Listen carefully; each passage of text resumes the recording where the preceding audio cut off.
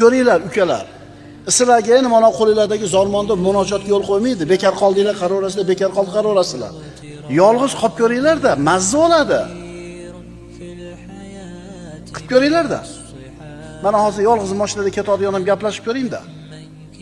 Yoki ertalab ishga ketyapti, gaplashib ko'ring-da. Ovoz chiqarib gapiring, обязательно qulog'ingizga eshitsin. Endi unisni his qilasiz. Demak, haqiqiy sodiq murid Robbisi bilan bo'ladigan xilvati bor.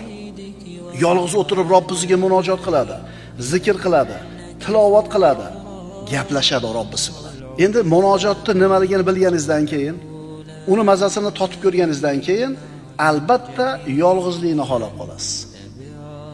Payg'ambarimiz sollallohu alayhi vasallam mana 40 yoshga kirganlarida Nur tog'idagi Hiro g'orida chiqib haftalab o'tirganlar. Ana shu joyda payg'ambarimiz bir necha haftalab qolib ketganlar. Endi savol tug'iladi.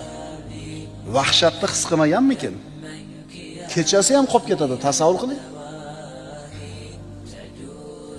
Ha, vahshat bor, lekin Allohga bo'lgan payg'ambarimizning unsi ana shu vahshatni yengib yuboradi.